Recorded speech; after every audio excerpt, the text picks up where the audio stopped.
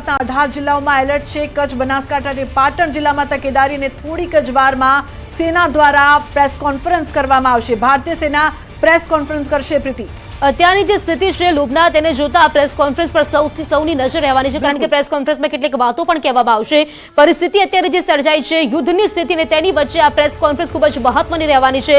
તેમાં કેટલીક વિગતો છે તે પણ આપવામાં આવશે, એટલે સૌ કોની નજર આ પ્રેસ કોન્ફરન્સ પર રહેશે। લુબના, બિલકુલ, પરંતુ જે કહી શકાય કે ગુપ્તતા છે તે પણ જાળવવી પડશે, ગાઈડલાઈન છે તે પણ જાળવવી પડશે, કારણ કે તમામની નજર છે કે શું ભારતની ગતિવિધિ રહે છે પ્રીતિ, તેના પર પણ નજર રહેશે। એટલે ઘણી બધી કોન્ફિડન્શિયલ બાબતો છે કે જે બતાવવામાં નહીં આવે, આપણે પણ ગાઈડલાઈનનું પાલન કરીને જે ન્યૂઝ બતાવવી જોઈએ એ જ ન્યૂઝ બતાવવામાં આવી રહી છે, કારણ કે કોઈ પણ સંદેશો દુશ્મન સુધી પહોંચવો ન જોઈએ તે પણ પ્રાથમિકતા છે। અને થોડીક જ વારમાં ભારતીય સેનાની પ્રેસ કોન્ફરન્સ છે, વર્તમાનની પરિસ્થિતિ શું છે તેની જાણકારી આપવામાં આવશે। સાથે સાથે નાગરિકોને જે માહિતી મળવી જોઈએ, સુરક્ષા જે છે તેને લઈને પણ માહિતી આપવામાં આવશે।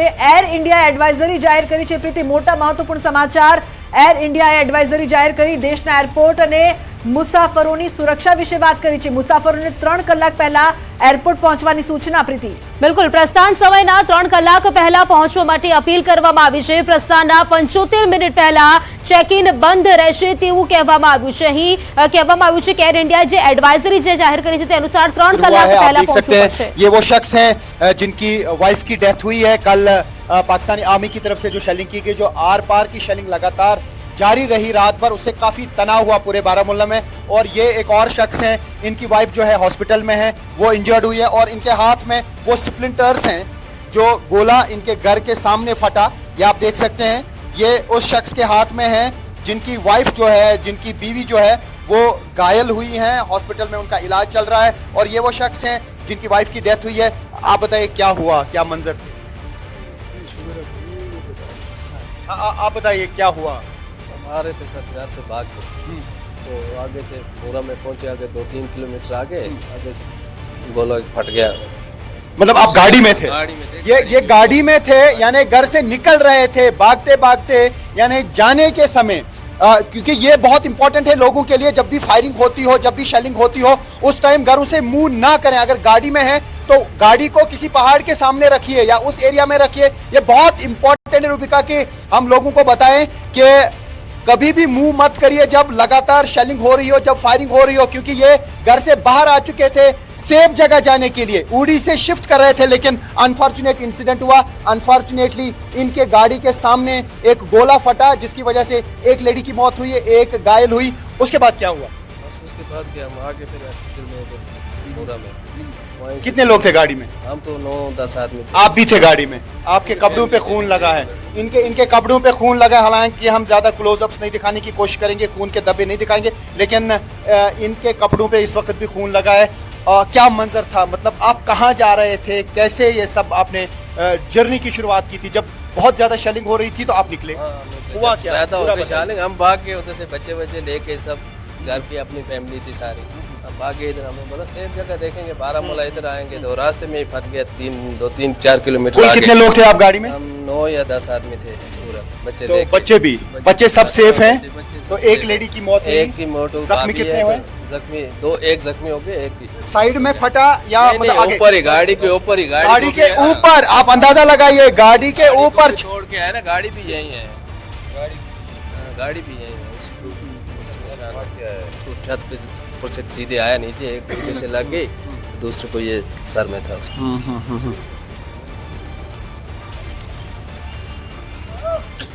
તો જે પ્રકારથી ઉરીથી આ દ્રશ્યો પ્રીતિ આવી રહ્યા છે, સંવાદદાતા રિફત સતત બતાવી રહ્યા છે। અને હવે મહત્વપૂર્ણ સમાચાર સામે આવી રહ્યા છે। માનસરોવર યાત્રાને લઈને 13 મે પહેલા નોંધણી કરાવી, વિદેશ મંત્રાલયે આ સ્ટેટમેન્ટ છે તે જાહેર કર્યું છે। પ્રીતિ, કૈલાશ માનસરોવર યાત્રા માટે ખાસ સમાચાર। બિલકુલ લુબના, યાત્રા માટે નોંધણીની છેલ્લી તારીખ 13 મે છે। તમામ લોકો માટે આ સમાચાર, 13 મે પહેલા નોંધણી કરાવવી તેવું વિદેશ મંત્રાલય તરફથી નિવેદન સામે આવ્યું છે। તો કૈલાશ માનસરોવર યાત્રા માટે આ ખાસ સમાચાર નોંધણીની જે તારીખ છે તે જાહેર કરવામાં આવી છે. યાત્રા માટે નોંધણીની છેલ્લી તારીખ છે 13 મે પહેલા નોંધણી કરાવવી પડશે. વિદેશ મંત્રાલયે આ નિવેદન છે તે આપ્યું છે. અત્યાર સુધીના સૌથી મોટા સમાચાર લુબના. બિલકુલ મોટા સમાચાર. ચંદીગઢમાં એકવાર ફરી સાયરન વાગ્યું છે. ચંદીગઢને પહેલા પણ ટાર્ગેટ કરવાનો પાકિસ્તાનનો પ્રયાસ હતો અને સાયરન વાગ્યું છે. મોટા સમાચાર પ્રાપ્ત થઈ રહ્યા છે. પહેલાથી જ તમામ જે શહેરો છે તેમને એલર્ટ કરવામાં આવ્યા છે, જેમાં ચંદીગઢનો પણ સમાવેશ. એકવાર ફરી હિલચાલ. ચંદીગઢમાં સાયરન વાગવાના સમાચાર સામે આવી રહ્યા છે. બિલકુલ લુબના, ચંદીગઢમાં પણ બ્લેકઆઉટ કરવામાં આવ્યું હતું અને ગઈકાલે રાતની વાત કરીએ, રાત્રે પણ ક્યાંક ફાયરિંગ થઈ રહ્યું હતું, ડ્રોન હુમલા થઈ રહ્યા હતા અને ફરી એકવાર ચંદીગઢમાં સાયરન વાગ્યું છે. આ મહત્વપૂર્ણ સૌથી મોટા સમાચાર. અત્યારે પણ જે યુદ્ધની સ્થિતિ છે તે યથાવત અને તેની વચ્ચે ક્યાંક ને ક્યાંક ડ્રોન હુમલા કરવામાં આવતા હોય તેવું જોવા મળી રહ્યું છે. તેની જ સાથે ચંદીગઢમાં અત્યારે ફરી સાયરન વાગ્યું છે.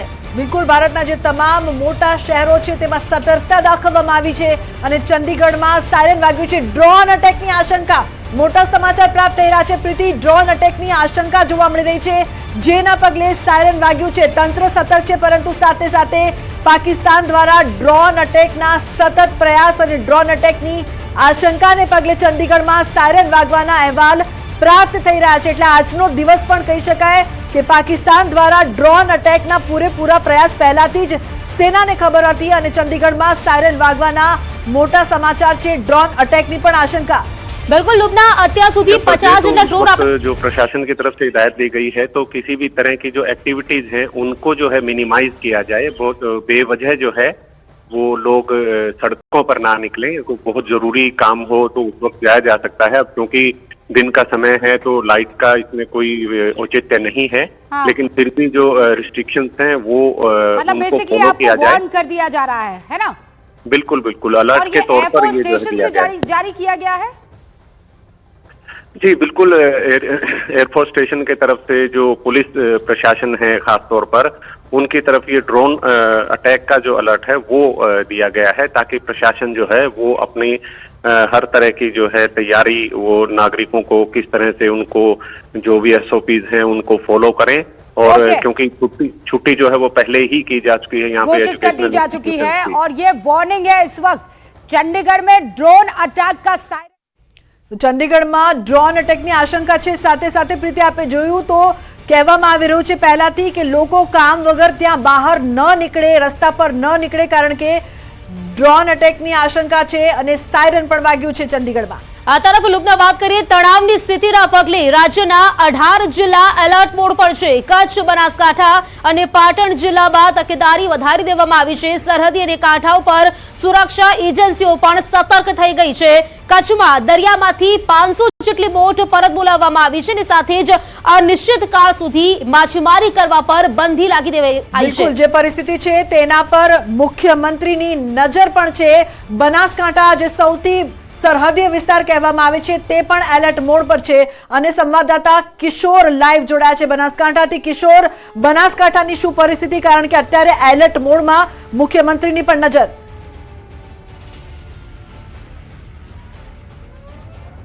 ચોક્કસથી બનાસકાંઠા જિલ્લાને હાઈ એલર્ટ પર રાખવામાં આવ્યો છે. બનાસકાંઠા જિલ્લાના જે સુઈગામ તેમજ વાવ તાલુકાના જે બોર્ડરને અડીના ગામો છે તે ગામોને એલર્ટ પર રખાયા છે. તે ગામોમાં 24 જેટલા ગામોમાં ગઈકાલે રાત્રે પણ બ્લેકઆઉટ કરી દેવામાં આવ્યું છે.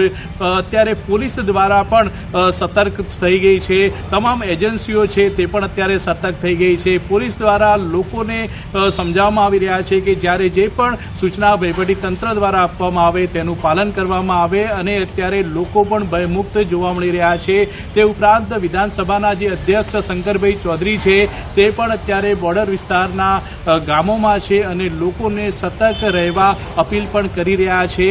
અત્યારે જે બોર્ડર વિસ્તારના જે 24 ગામો છે તે 24 ગામોમાં પોલીસ એલર્ટ જોવા મળી રહી છે અને લોકોને સૂચનાઓ પણ આપવામાં આવી રહી છે કે તમામ લોકોએ એલર્ટ રહેવું. તે ઉપરાંત કોઈ શંકાસ્પદ ગતિવિધિ જણાય તો તાત્કાલિક પોલીસને જાણ કરવી અને અફવાઓથી દૂર રહેવું તેવું પોલીસ દ્વારા અલગ અલગ ગામોમાં ફરીને કહેવામાં આવી રહ્યું છે. આમ બનાસકાંઠા જિલ્લાના જે બોર્ડર વિસ્તારના ગામો છે તે તમામ ગામો અત્યારે એલર્ટ જોવા મળી રહ્યા છે. સંધ્યા. બિલકુલ કિશોર, જે પ્રકારથી ગઈકાલે રાત્રે પણ બનાસકાંઠામાં બ્લેકઆઉટ કરવામાં આવ્યું હતું ને અત્યારે પાકિસ્તાન તરફથી ખાસ કરીને સરહદી વિસ્તારોમાં શંકાસ્પદ ડ્રોન મોકલવામાં આવી રહ્યા છે. બનાસકાંઠાની પરિસ્થિતિની વાત કરવામાં આવે તો શું અપડેટ છે તેને લઈને?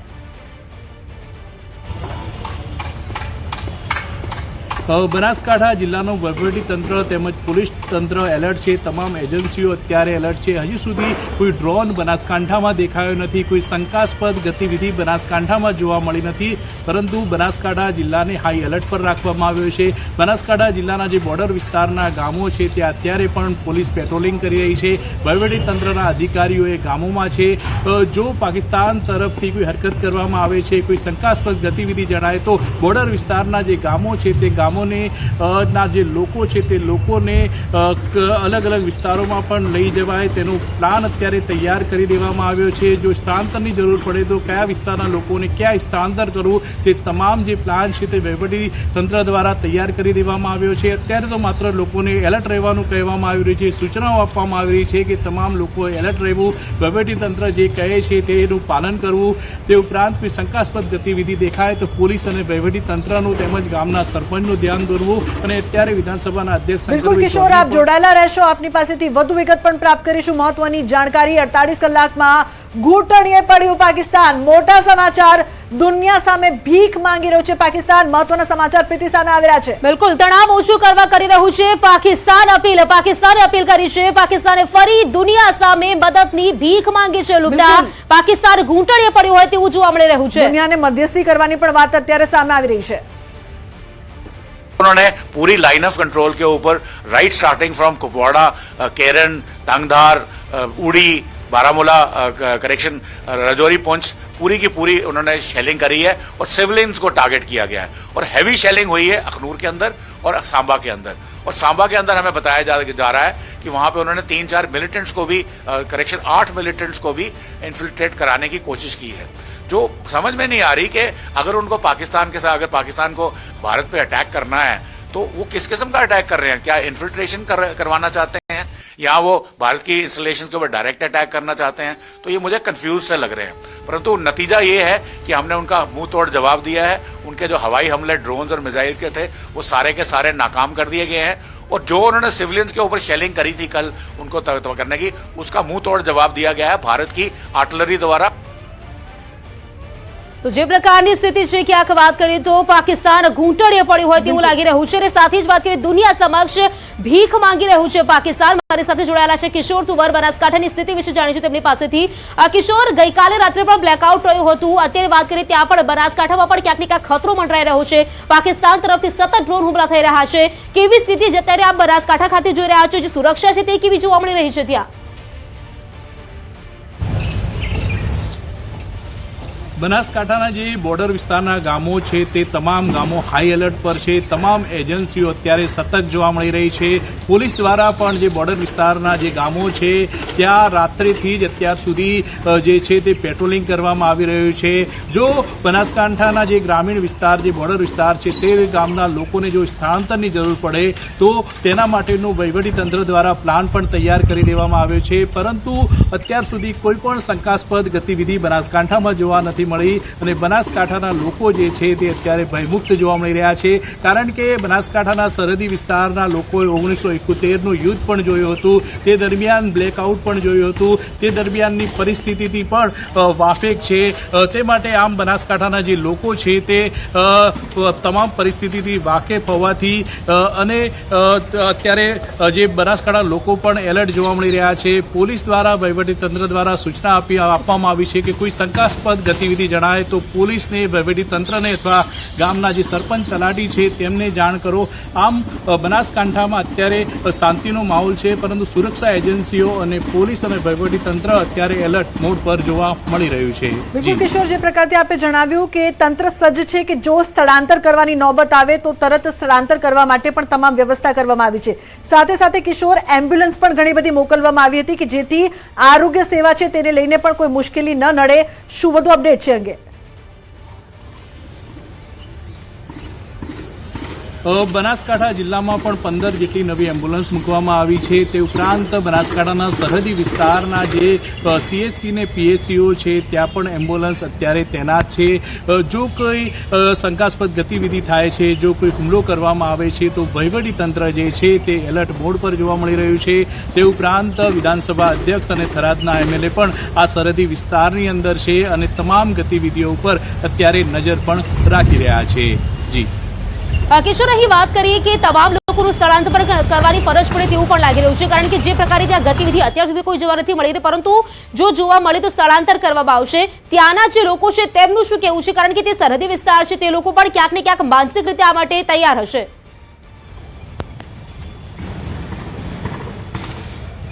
બનાસકાંઠાના સરહદી વિસ્તારના જે લોકો છે તે બોર્ડર પાસે જ રહે છે. એ લોકો 1971નો યુદ્ધ પણ આ તમામ જે લોકોના જે વડવૈયાઓ છે તેમને જોયું છે અને તે વખતે પણ લોકોનું સ્થળાંતર કરવામાં આવ્યું હતું, લોકોને એલર્ટ રાખવામાં આવ્યા હતા. આ વખતે પણ લોકો એલર્ટ છે, વહીવટીતંત્ર એલર્ટ છે. તમામ પ્લાન વહીવટીતંત્રના તૈયાર થઈ ગયા છે કે કોઈ પણ હરકત થાય છે, હુમલો થાય છે તો કયા કયા ગામોના લોકોને ક્યાં શિફ્ટ કરવા, જે તે તમામ જે તૈયારીઓ અત્યારે થઈ ગઈ છે. અને લોકો જે છે બનાસકાંઠાના તે લોકોમાં ભયનો માહોલ અત્યારે જોવા નથી મળી રહ્યો. લોકો સતર્ક જોવા મળી રહ્યા છે. જે વહીવટીતંત્રની સૂચના આપવામાં આવશે તે પ્રમાણે લોકો પણ અત્યારે એલર્ટ જોવા મળી રહ્યા છે. જી.